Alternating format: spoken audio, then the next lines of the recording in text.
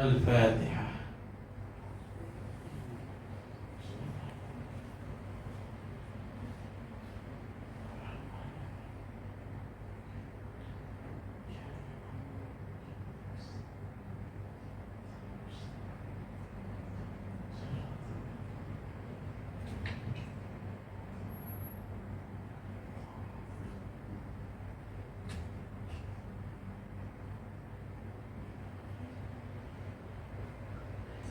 Bismillahirrahmanirrahim.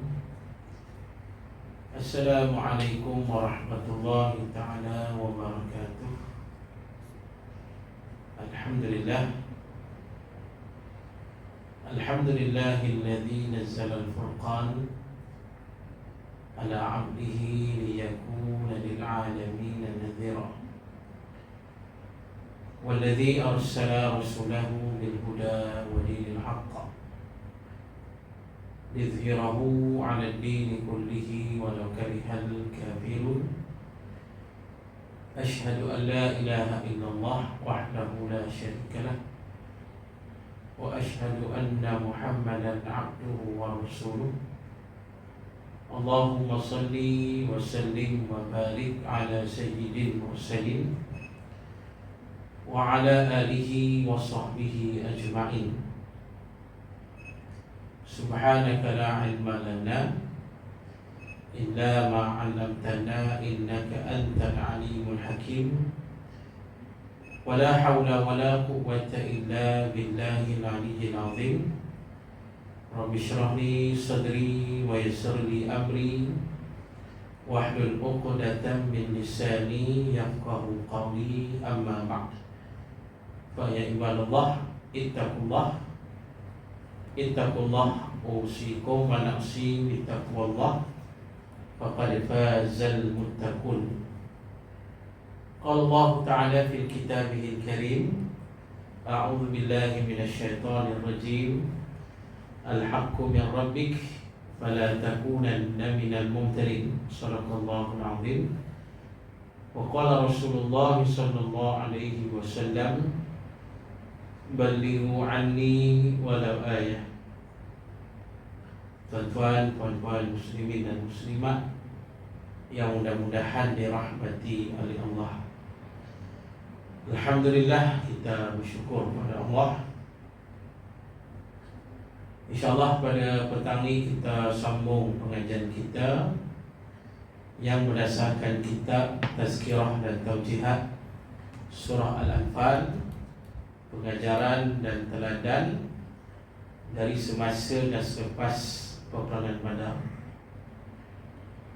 Yang mana kita masih lagi berada pada ayat 29 dan ayat yang ke-30 surah Al-Anfal. Firman Allah, a'udzu billahi minasy syaithanir rajim. Ya ayyuhalladzina amanu in tattaqullaha yaj'al lakum furqana wa yukaffir ankum sayyi'atikum wa yaghfir lakum wallahu dzul fadlil 'adzim. Wa id yamkuru bika alladziina kafaru liyuthbituka aw yaqtuluka aw yukhrijuka wa yamkuruna wa yamkurullah wallahu khairul makirin. Wahai orang yang beriman, jika kamu bertakwa kepada Allah, nescaya Dia, itu Allah, memberikan petunjuk kepada kamu yang membezakan antara yang benar dengan yang salah dan menghapuskan kesalahan kamu serta mengampunkan kamu. Allah sememangnya mempunyai limpah kurnia yang besar. Dan ingatlah wahai Muhammad sallallahu alaihi wasallam, ketika orang kafir Quraisy Mekah menjalankan tipu daya terhadapmu untuk menahanmu atau membunuhmu atau mengusirmu, mereka menjalankan tipu daya dan Allah menggagalkan tipu daya mereka. kerana Allah sebaik-baik menggagalkan tipu daya. Surah Al-Anfal ayat 29 dan ayat 30. Baik, huraian dia, apabila kita mengucap dua kalimah syahadah, ia bermakna meletakkan keseluruhan hidup dan mati kita ialah untuk mencari keredaan Allah dan bukan keredaan manusia. Ketika membaca doa iftitah, kita mengungkapkan sesungguhnya solatku, ibadatku, hidup dan matiku semuanya kerana Allah. Ini dijelaskan tentang bila kita mengucap dua kalimah syahadah. Maksudnya kita dah meletakkan seluruh hidup dan mati kita untuk mencari keredaan Allah, bukanlah keredaan manusia. Inilah yang kata janji kita. Janji kita kepada Allah dan Rasul sallallahu alaihi wasallam. Maka disebut tadi tentang doa iftitah.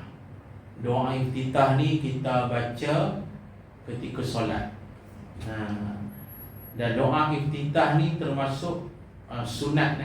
Sunat hukumnya sunat hai'ah. Kita kena ingat, muslimin dan muslimat, bila kita sembahyang, dalam sembahyang ni ada dua jenis sunat. Yang pertama sunat ab'ad, yang kedua sunat hai'at. Jadi sunat ab'ad ni yang melibatkan sunat-sunat yang besar lah. Kalau tertinggal, kita kena cover dengan sujud sahwi. Macam contohnya, kalau kita dalam mazhab Imam Syafi'i ni, kita tertinggal membaca kunut subuh. Kunut subuh ni ialah sunat ab'ad. Maka kalau tertinggal, kita kena cover balik dengan sujud sahwi. Adapun sunat hai'at ni lebih banyak. Lebih banyak, yang kedua ni sunat hai'at, dan lebih banyak daripada sunat ab'ad. Jadi sunat hai'at ni kalau tinggal pun tak perlu sujud sahwi. Di antara sunat hai'at itu ialah membaca doa iftitah. Dan doa iftitah ni memang daripada Nabi SAW. Ada hadis-hadis yang sahih, para sahabat Nabi baca doa iftitah, dan yang dibaca oleh sahabat ni Nabi membenarkan. Maka ia termasuk di antara sunnah Rasul SAW. Jadi bila kita baca doa iftitah ni, antaranya kita sebut inna salati wa nusuki wa mahyaya wa mamati lillahi rabbil alamin. Ini antara yang kita sebut bila kita membaca doa iftitah, yang bermaksud sesungguhnya solat aku, ibadat aku, hidupku dan matiku semuanya ialah kerana Allah. Ini janji kita. Maknanya muslimin dan muslimat, setiap kali kita solat, kita berjanji di hadapan Allah. Kita menyatakan sesungguhnya solatku, ibadatku, hidupku. Hidup ni makna segala aktiviti hidup kita, seluruhnya. Bahkan matiku, seluruhnya, semuanya adalah kerana Allah Subhanahu wa ta'ala. Itu. Maknanya bila kita faham di situ, inilah janji kita kepada Allah. Mana hidup kita ni kenalah mencari keredaan Allah Subhanahu wa ta'ala, bukanlah keredaan manusia. Itu dia. Dan kita kena ingat, bila kita tidak melaksanakan apa yang kita janjikan, maknanya kita dah melanggar janji. Dalam satu hadis Nabi SAW, Nabi menjelaskan pada kita, Nabi kata, "May yanqudullah wa ahda rasuli." Dan kata Nabi, barang siapa yang melanggar janji Allah dan janji Rasul. Tu. Bila orang Islam ramai yang dah melanggar janji Allah dan janji Rasul, langgar janji lah. Maka kata Nabi SAW, akan tiba masa apa yang berlaku, maka datanglah pembalasan daripada Allah. Pembalasan macam mana? Kata Nabi SAW, iaitu pada masa itu musuh-musuh Islam ni akan menjadi kuat, akan menjadi kuat, dan mereka berjaya merampas apa yang ada pada tangan-tangan umat Islam. Itu. Ini satu peringatan dari Nabi berdasarkan hadis riwayat Imam Ibnu Majah. Dan bila saja orang Islam melanggar janji Allah dan Rasul, bila kata melanggar janji Allah dan Rasul ni, maknanya melakukan kesyirikan, maknanya melakukan kemaksiatan, kemungkaran, maknanya meninggalkan syariat Nabi SAW. Dan bila melanggar janji Allah dan Rasul, tiba saat Nabi kata akan marilah bala Allah. Dan bala Allah itu Nabi kata bukan jenis bala malapetaka bencana alam, bukan jenis kata berlaku gempa bumi ke, berlaku tanah runtuh ke, berlaku banjir besar ke, bukan yang tu Nabi kata. Tapi bala yang datang jenis macam mana? Musuh-musuh Islam tu menjadi kuat, kata Nabi SAW. Menjadi kuat sampai mereka berjaya merampas apa yang ada pada umat Islam. Itu dia. Yang akhirnya umat Islam ni jadi lemah, jadi senang ditindas, senang dianiaya, senang ditipu dan sebagainya. Ini akibat bila umat Islam melanggar janji Allah dan Rasul SAW. Kita tengok sejarah kerajaan Abbasiyah. Salah satu contoh yang boleh kita beri contoh sejarah Islam ni, kerajaan Abbasiyah. Kerajaan Abbasiyah ni satu kerajaan Islam yang cukup besar, agung, hebat. Kira hampir separuh dunia lah pada masa itu di bawah pemerintahan kerajaan Islam Abbasiyah. Maknanya mempunyai satu kerajaan yang sangat besar, sangat hebat dan sangat berjaya pada asalnya. Jadi pada masa itu kerajaan Islam Abbasiyah ni memerintah dunia ni kira ratusan tahun, cukup berjaya, hebat. Tetapi nak kata para muslimin dan muslimat, kemuncaknya bila dah lama kot, dah ratus tahun ni, menyebabkan generasi yang baru datang, yang kemudian ni makin lama makin lupa kepada Allah. Makin lalai lah, makin lalai, makin alpa, makin lupa kepada Allah, yang menyebabkan mereka ni makin jauh daripada Allah Ta'ala. Bila jauh daripada Allah, maka mereka tenggelamlah dengan dosa, dengan maksiat ni. Maknanya raja-raja mereka, pembesar-pembesar mereka suka melakukan maksiat, kemungkaran, berpoya-poya, sebagainya. Jadi maknanya nak kata mereka dah mula jauh daripada Allah, nak kata mereka dah melanggarlah janji Allah dan Rasul SAW. Jadi kemuncaknya apa berlaku? Kemuncaknya akhirnya kerajaan Abbasiyah diserang oleh Mongol dan Tatar. Jadi pada masa itu Mongol dan Tatar ni yang diketuai oleh Genghis Khan ataupun Temujin. Jadi Temujin ni dia planning dia nak merintah dunia lah. Jadi antara yang dia kena lawan kerajaan Abbasiyah. Akhirnya diseranglah Iraq. Yang pada hal ikut sejarah kata pada masa itu tentera Mongol dan Tatar ni tak ramai, tak seramai tentera Islam, tak ramai. Tetapi akhirnya mereka berjaya juga mengalahkan tentera Islam. Bahkan mereka berjaya menghancurkan Islam. Bahkan mereka berjaya menjatuhkan kerajaan Abbasiyah yang dah bertapak ratusan tahun. Itu maknanya Mongol Tatar walaupun tak ramai, mereka kuat. Pasal apa jadi macam tu? Nabi dah sebut tadi.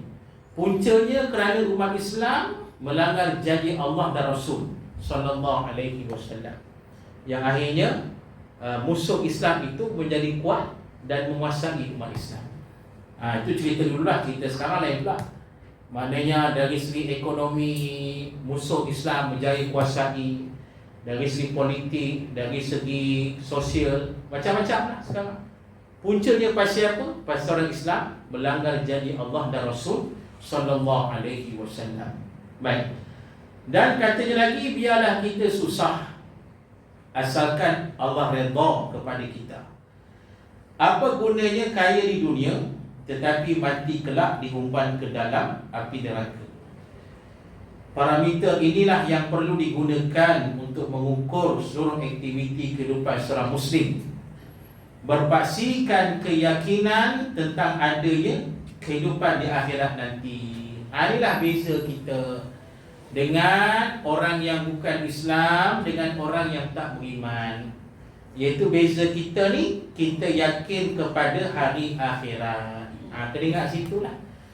Kita yakin pada hari akhirat. Macam mana pun kita hidup kat dunia ni, keadaan kita senang ke, susah ke, macam mana pun keadaan kita, yakin adanya hari akhirat itu. Yakin. Kita yakin akan tiba saat kita akan dibangkitkan di akhirat untuk mendapat pembalasan daripada Allah Ta'ala. Kita kena ingat tuan-tuan muslimin dan muslimat, hari-hari Jumaat, pagi-pagi Jumaat kita sembahyang subuh kat masjid. Hari Jumaat besok ni, Jumaat ni, pagi-pagi subuh Jumaat kita sembahyang dekat masjid. Tok imam kita setiap minggu akan baca surah As-Sajdah. Sunat sunnah baca As-Sajdah pada hari Jumaat. Hari lah masa solat subuh tu. Itu. Jadi para muslimin dan muslimat, jadi kita akan dengar tok imam kita bacalah surah Sajdah ni. Jadi antara ayat yang dibaca oleh tok imam kita iaitu firman Allah, a'udzubillahi minasyaitonirrajim. Walau tara idzil mujrimuna nakisu ru'usihim inda rabbihim rabbana absarna wa sami'na farji'na na'mal salihan inna muqinun. Ayat ni Allah jelaskan pada kita keadaan manusia, satu golongan ni manusia apa? Al-mujrimun. Al-mujrimun siapa? Golongan yang jahat.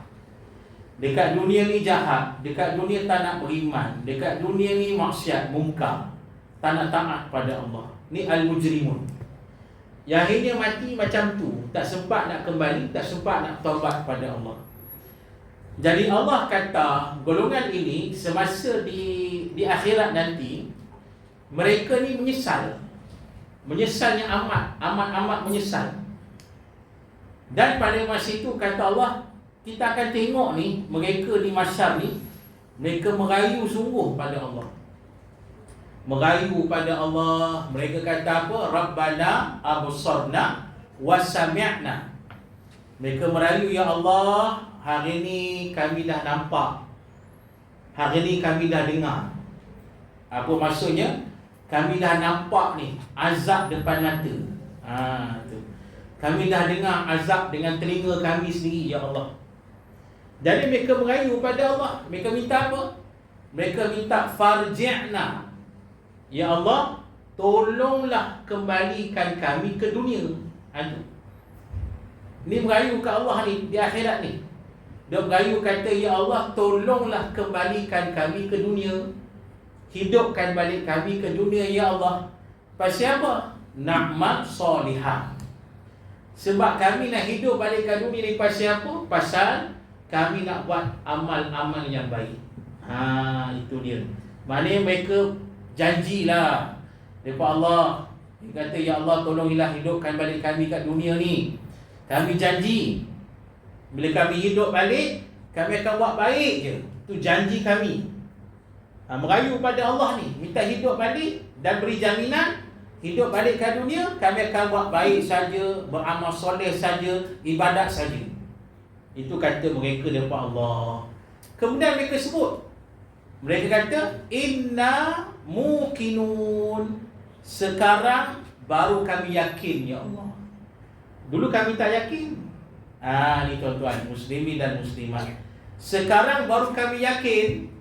Bila nampak neraka depan mata, bila dengar dengan telinga azab neraka punya dahsyat, orang ni seksa punya dahsyat, dah dapat rasa depan mata ni.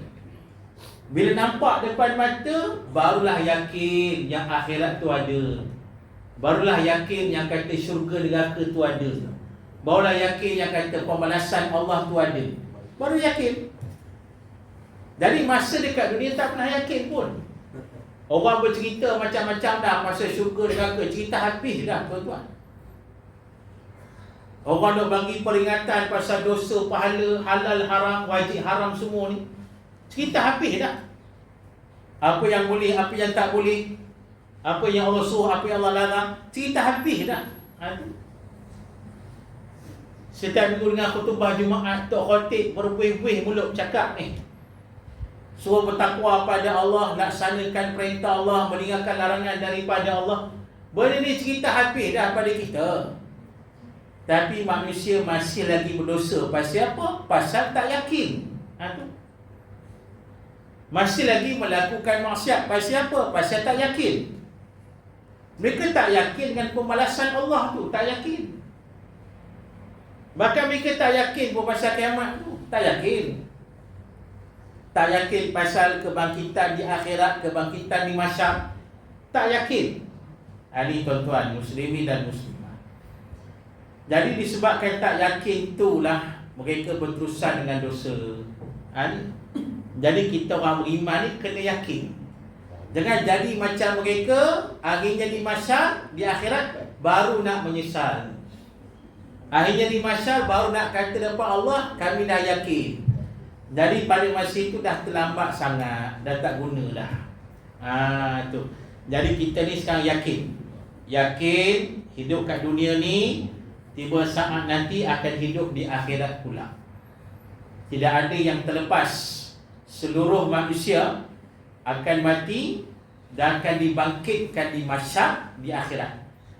Tidak ada yang terlepas. Seluruh manusia akan dihimpunkan di mahsyar. Tidak ada yang terlepas. Siapa pun kita, hebat tara mana pun kita kat dunia ni. Orang kata berkuasa macam mana pun kita kat dunia ni, tiba saat kita tetap akan berhimpun di mahsyar. Tiba saat kita akan tetap dibalas, mendapat pembalasan Allah di akhirat, di mahsyar nanti. Jadi kita kena yakin.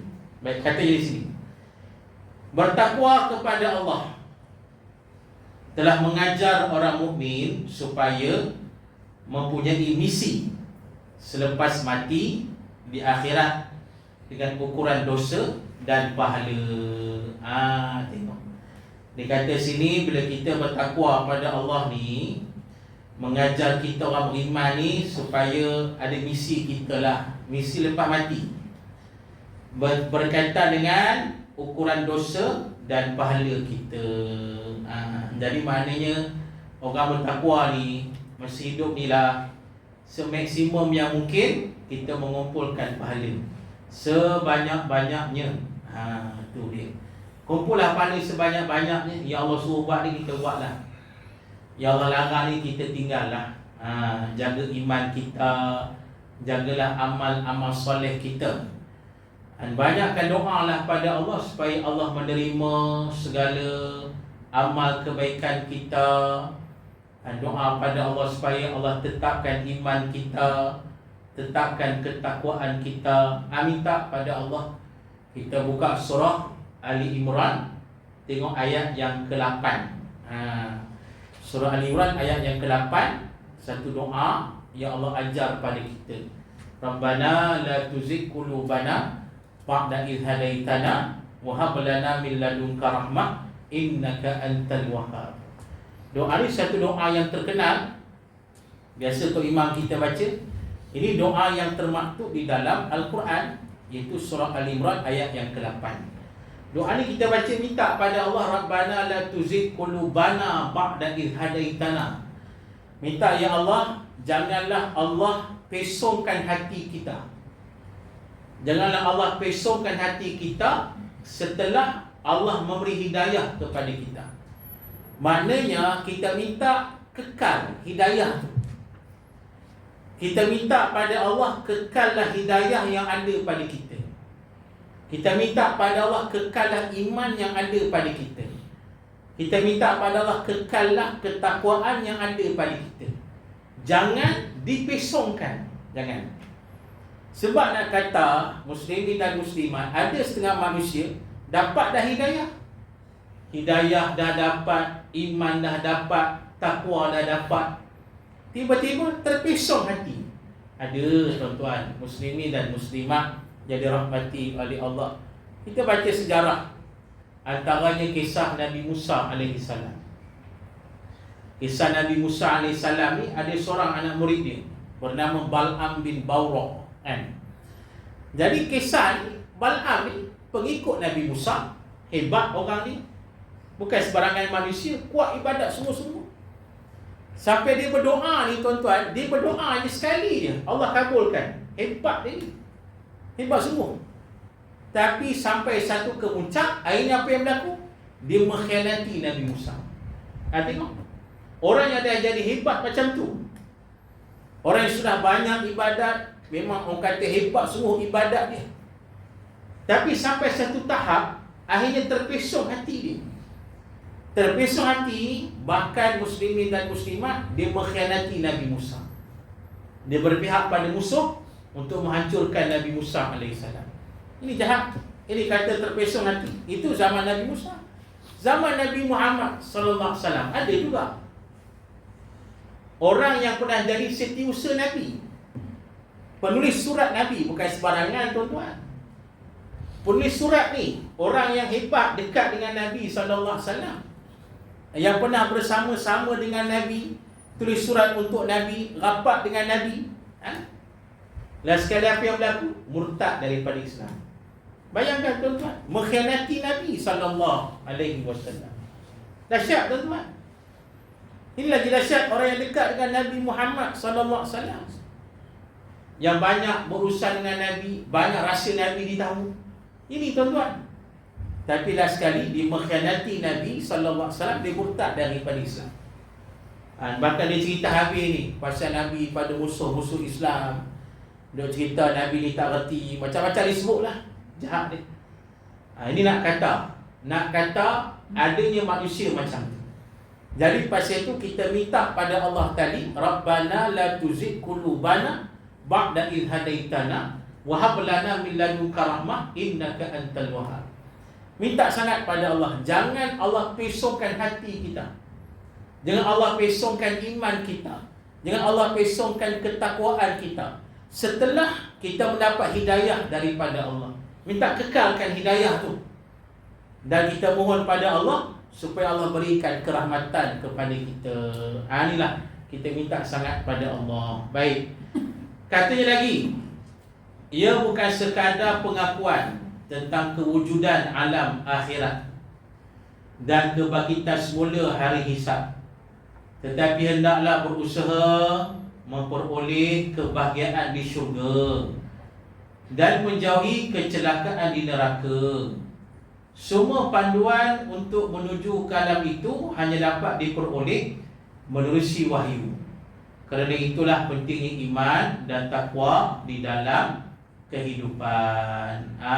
Baik, dia kata sini sebagai peringatan, kita bukan sekadar mengaku yakin wujudnya alam akhirat, bukan sekadar kita yakin adanya hari kebangkitan, tetapi pada waktu yang sama kita kena berikhtiar,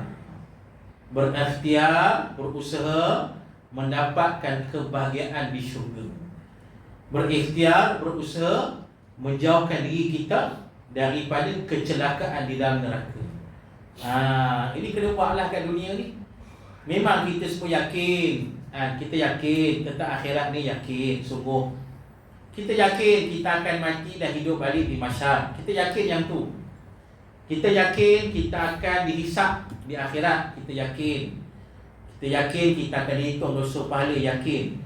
Cuma nak kata sekarang ni kena buktikan dengan usaha.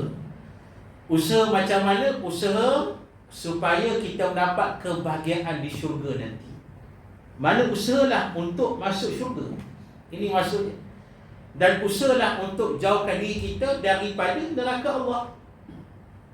Kena berusahalah tuan-tuan, muslimin dan muslimat.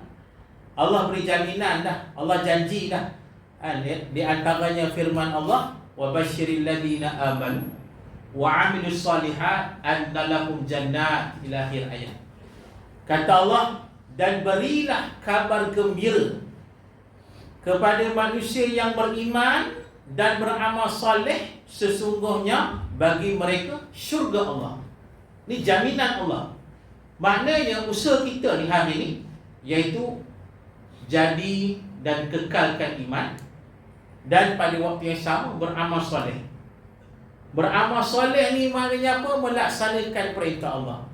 Beramal soleh ni maknanya apa? Perkara yang Allah redha. Laksanakan kebaikan. Ini yang kata beramal soleh. Bila kita buat macam tu, kata Allah, Allah kata kabar gembira untuk kita, iaitu syurga Allah Subhanahu wa ta'ala. Ini yang kena usaha kita. Jaga iman, jaga ketakwaan kita, jaga amal soleh kita. Lebih lagi di akhir zaman ni kan banyak cabaran kita hari ni. Cabaran pada iman kita, cabaran pada akidah kita, macam-macam hari ni. Jadi kena usaha menjaga iman kita, menjaga akidah kita, menjaga orang kata amal soleh, amal kebaikan kita. Kita usahalah. Ni tuan-tuan. Sebab kadang-kadang ni orang kata apa, pujukan syaitan ni kuat. Tu. Kadang-kadang syaitan ni dia kacau kita ni sampai nak mati pun dia kacau lagi. Syaitan ni. Kita kena ingat tu. Masa nak mati tengah nazak pun, last kata syaitan akan kacau lagi. Dia akan goda kita sampai kita ni kira lari dari Islam lah. Dia nak macam tu. Sebab itu ada satu hadis Rasul sallallahu alaihi wasallam, hadis riwayat Imam An-Nasa'i. Nabi ada ajar satu doa, doa ni panjang sikit lah doa ni. Doa yang berbunyi, Allahumma inni a'udzubika minal hadmi wa a'udzubika minat taraddi wa a'udzubika minal gharaqi wal hariqa wa a'udzubika an yatakhabbata li syaitan indal maut wa a'udzubika an amuta fi sabilika mudbira wa a'udzubika an amuta ladira. Ni doa ni panjang sikit tapi doa ni hebat. Nabi ajar kita minta pada Allah yang pertama, ya Allah, lindunglah aku daripada kenanya runtuhan. Lindung minal hadmi. Mintalah lindung kita daripada kena runtuhan. Runtuhan. Kalau kita kerja kontrak kerja kontrak ke apa, kena baca doa ni sungguh. Minta Allah lindung kita daripada runtuhan. Itu yang pertama. Yang kedua, wa'udzubika minat taraddi. Ya Allah, lindung aku daripada terjatuh daripada tempat yang tinggi. Kita pasang kabel tinggi-tinggi ke apa, contohlah. Minta Allah lindung. Ini Nabi ajar dah doa. Tu minta lindung. Yang seterusnya, wa'udzubika minal gharaqi wal hariqa. Ya Allah, lindunglah aku daripada lemas, tenggelam lemas, dan daripada kebakaran. Minta Allah lindung kita. Takut lemas ke, kita naik kapal ke mana-mana ke apa, minta lindung daripada lemas dan sebagainya. Dan termasuk al-hariq. Al-hariq maksudnya lindung daripada terbakar, kebakaran. Tiba-tiba kebakaran sana sini kan, sebagainya. Tuan-tuan, benda ni tak duga kan, tengok yang berlaku hari itu kan, kapal jatuh, kapal terbang jatuh. Siapa sangka benda macam tu, tuan-tuan? Jadi minta pada Allah lindung kita. Minta lindung daripada mati lemas, minta lindung daripada mati terbakar. Ni Nabi sebut doa ni, kita baca. Kemudian Nabi kata, ya Allah, ayyatakhabbata li syaitan indal maut. Ni yang disebut ni. Minta ya Allah, lindunglah aku daripada godaan syaitan ketika nak mati. Ni penting tuan-tuan ni. Sebab syaitan akan kacau kita masa nak mati. Ni. Kita tengah nazak ni tuan-tuan, tengah sakratul maut ni. Sakratul maut tengah nazak ni. Pada masa itu kita tak nampak apa dah. Sakit kita punya dahsyat, dahaga punya dahsyat. Pada masa itu tengah sakit dahaga tu, datang setan. Setan datang, dia datang macam mana? Dia datang muka mak kita. Tu dia. Setan dia kata nak sebelum mati, keluarlah dari Islam, kamu selamat. Tu. Sia-sianya mati Islam ni, kata syaitan. Tengok mak cakap macam tu. Kadang-kadang datang buka ayah kita, kita kata ni semua syaitan dah ke? Syaitan kita tak apa, datang lain pula, datang muka guru kita pula. Guru kita jam muka saya dah lah. Tu. Jadi tuan-tuan, datang guru kita. Guru ni kata betul dah, bersungguh. Sia-sia Islam ni. Dia goda macam tu tuan-tuan. Kalau kita terikut godaan dia, habis kita. Habis. Jadi pasal itu Nabi ajar kita, wa'udzubika ayyatakhabbata lisyaitan indal maut. Ya Allah, lindunglah aku daripada godaan syaitan ketika nak mati. Minta pada Allah Ta'ala. Dan ya Allah, yang seterusnya, wa'udzubika namuta fi sabilika mudbira. Ya Allah, lindunglah aku daripada aku mati dalam keadaan melarikan diri daripada jalan Allah. Dan yang akhirnya, wa'udzubika an amuta ladira. Dan ya Allah, lindunglah aku daripada mati disebabkan kena sengat dengan binatang berbisa. Minta pada Allah Ta'ala. Sungguh, ini doa-doa yang diajar oleh Nabi berdasarkan hadis riwayat Imam An-Nasai. Amalkan. Tak ingat dia punya Arab tak apa, ingat yang bahasa Melayu tadi pun dah cukup. Kasih ingat yang saya sebut tadi tu, boleh ingat. Boleh ingat balik, bacalah, amalkanlah. Setiap hari boleh baca, bila-bila masa pun bacalah, tak jadi masalah, insya-Allah. Kalau ingat balik, boleh tengok rakaman lah. Ada rakaman di sini, boleh tengok balik, insya-Allah. Jadi muslimin dan muslimat, cukup sekali itu. Kita sambunglah kuliah kita ni pada bulan depan. Jadi marilah kita tangguhkan dengan membaca tasbih kafarah dan suratul Asr. Bismillahirrahmanirrahim.